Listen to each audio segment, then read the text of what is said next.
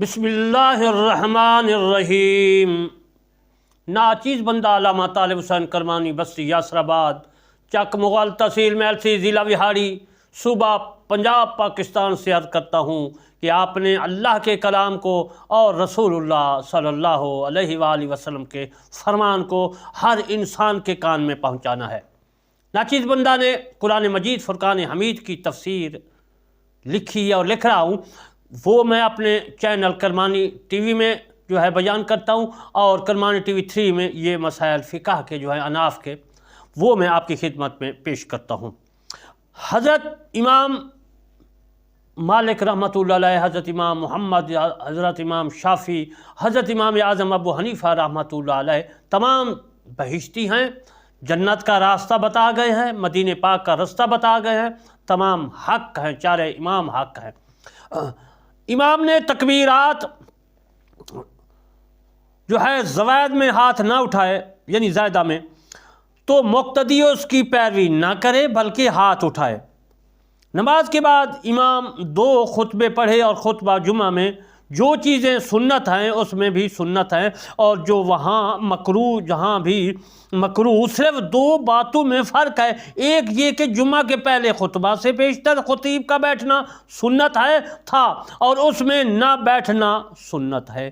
دوسرے یہ کہ اس میں پہلا خطبہ سے بیشتر جو ہے 9 بار، اور دوسرے کے پہلے 7 بار، اور ممبر سے اترنے کے پہلے 14 بار اللہ اکبر کہنا سنت ہے، اور جمعہ میں نہیں ہے۔ یہ مسئلہ فتاوی عالمگیری میں بھی ہے، یہ مسئلہ در مختار میں بھی ہے، یہ مسئلہ بہار شریعت میں بھی موجود ہے۔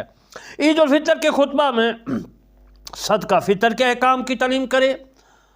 وہ 5 باتیں ہیں جو تعلیم کرے، وہ یہ ہیں کہ وہ کس پر واجب ہیں، یہ بھی میں آپ کی خدمت میں عرض کرتا چلا ہوں، اور کس کے لیے، اور کب، اور کتنا، اور کسی چیز سے، بلکہ مناسب یہ ہے کہ عید سے پہلے جو جمعہ پڑھے اس میں بھی یہ احکام جو ہے بتا دیے جائیں کہ پیشتر سے لوگ واقف ہو جائیں، اور عید الاضحیٰ کے خطبہ میں قربانی کے احکام اور تکبیرات تشریق کی تعلیم کی جائے۔ یہ مسئلہ در مختار میں بھی موجود ہے، اور فتاوی شامی میں بھی موجود ہے، اور فتاوی عالمگیری میں بھی موجود ہے، اور بہار شریعت میں بھی لکھا ہے۔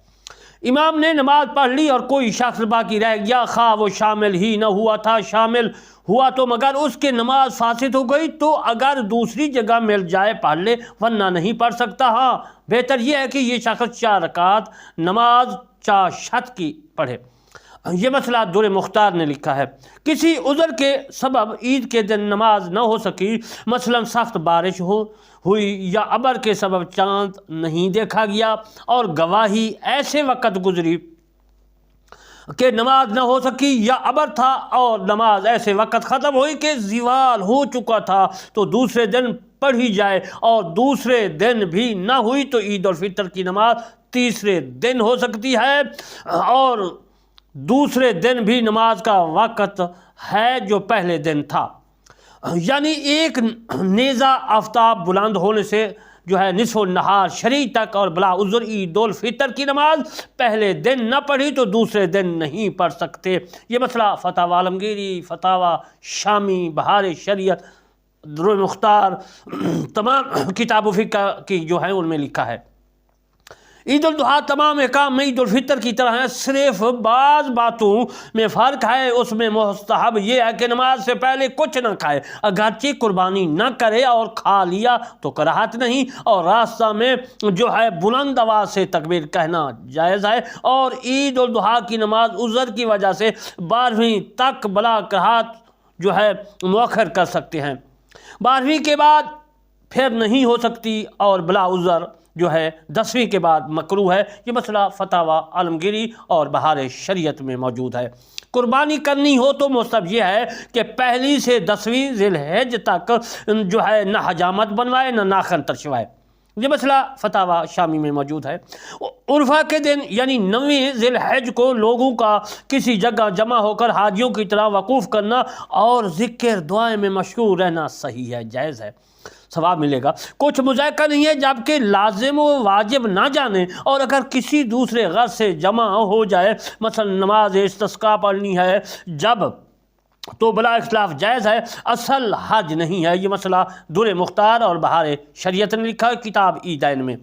بعد نماز عید مصافحہ و معانقہ کرنا جیسا عموماً مسلمانوں میں رائج ہے، بہتر ہے، اچھا ہے، اس میں اظہار مسرت ہے، خوشی ہے، اور یہ مسئلہ وشاہ المجید میں موجود ہے، اور بہار شریعت میں بھی آپ دیکھ سکتے ہیں باب عیدین میں۔ 9ویں ذی الحج کی فجر سے 13ویں کی عصر تک ہر نماز پنجگانہ کے بعد جو جماعت مصطبہ کے ساتھ ادا کی گئی ہے، ایک بار تکبیر بلند آواز سے کہنا واجب ہے، اور 3 بار افضل ہے، اسے تکبیر تشریق کہتی ہے۔ وہ میں آپ کی خدمت میں پڑھ کے سنا دیتا ہوں۔ اللہ اکبر لا الہ الا اللہ واللہ اکبر اللہ اکبر وللہ الحمد۔ یہ تنویر الابصار میں بھی موجود ہے مسئلہ، اور غیت الاوتار میں بھی موجود ہے، اور اس کے بعد بہار شریعت نے بھی لکھا ہے۔ تکبیر تشریق سلام پھیرنے کے بعد فوراً واجب ہے، یعنی جب تک کوئی ایسا فعل نہ کیا ہو اس نماز پر بنانا کر سکے۔ اگر مسجد سے باہر ہو گیا، قصدن وضو توڑ دیا یا کلام کیا گرچہ سہون، تو تکبیر ساکت ہو گئی اور بلا قصد وضو ٹوٹ گیا تو کہہ لے۔ یہ مسئلہ بہار شریعت اور در مختار میں موجود ہے، اور فتاوی شامی جو ہے در مختار کی شرح اس میں بھی موجود ہے باب عیدین میں۔ تکبیر تشریق اس پر واجب ہے جو شہری میں مقیم ہو، جو شہر میں مقیم ہو یا اس نے اس کے اقتداء کی، اگرچہ عورت یا مسافر یا گاؤں کا رہنے والا ہو، اور اگر اس کی اقتداء نہ کریں تو ان پر واجب نہیں ہے۔ یہ مسئلہ در مختار اور بہار شریعت نے لکھا ہے۔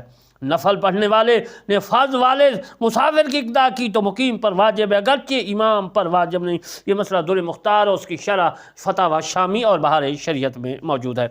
غلام پر تکبیر تشریق واجب ہے اور عورتوں پر واجب نہیں ہے، اگرچہ جماعت سے نماز پڑھی۔ ہاں اگر مرد جو ہے کہ پیچھے عورت نے پڑھی اور امام نے اس کے امام جو ہے ہونے کی نیت کی تو عورت پر بھی واجب ہے، مگر ایسا کہ یوں ہی جن لوگوں نے برہنہ ننگا نماز پڑھی ان پر بھی جو ہے واجب نہیں، اگرچہ جماعت کریں، ان کی جماعت مستحبہ نہیں۔ یہ مسئلہ در مختار جوہرۃ النجریہ اور بہار شریعت میں موجود ہے۔ نفل و سنت و وتر کے بعد تکبیر واجب نہیں ہے، اور جمعہ کے بعد واجب ہے، اور نماز عید کے بعد بھی کہہ لے۔ یہ مسئلہ در مختار اور بہار شریعت نے لکھا ہے کتاب عیدین میں۔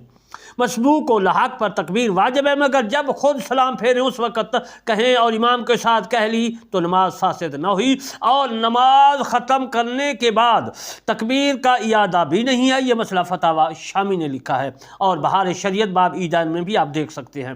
اور دنوں میں نماز قضا ہو گئی تھی، امام ایام تشریق میں اس کی قضا پڑھی، اس مسئلے کو دوبارہ سنیں، اور دنوں میں یعنی دوسرے دنوں میں نماز جو ہے قضا ہو گئی تھی، ایام تشریق میں اس کی قضا پڑھی تو تکبیر واجب نہیں، یوں ہی ان دنوں کے نمازیں اور دنوں میں پڑھی جب بھی واجب نہیں، یوں ہی سال گزشتہ کے ایام تشریق کے قضا نمازیں اس سال کے ایام تشریق میں پڑھے جب بھی واجب نہیں۔ ہاں اگر اسی سال کے ایام تشریق کی قضا نمازیں اسی سال کی انہیں دنوں میں جماعت سے پڑھے تو واجب ہے۔ یہ مسئلہ فتاوی جو ہے در مختار شامی میں موجود ہے، اور فتاوی شامی کے علاوہ میرے دوستو بہار شریعت نے اس مسئلے کو باب عیدین میں لکھا ہے۔ منفرد پر تکبیر واجب نہیں ہے، جوہرۃ النجریہ نے اس کو لکھا ہے، مگر منفرد بھی کہہ لے کہ صاحبین کے نزدیک اس پر بھی واجب ہے۔ امام نے تکبیر نہ کہی جب بھی مقتدی پر کہنا واجب ہے، اگر مقتدی مسافر یا دیہاتی یا عورت ہو۔ یہ مسئلہ در مختار اور فتاوی شامی میں موجود ہے باب عیدین میں۔ ان طریقوں میں اگر عام لوگ بازاروں سے بالاعلان تکبیر کہیں تو واضح منع کیا جائے۔ یہ مسئلہ در مختار اور بہار شریعت نے در مختار سے جو ہے اپنی کتاب بہار شریعت میں لکھا ہے، جلد اول میں صفحہ نمبر 336 حصہ چہارم 1474 میں۔ اجرمت انشاءاللہ بقیہ مسائل میں جو ہے گہن کی نماز کے متعلق عرض کروں گا۔ وما علینا الا البلاغ المبین۔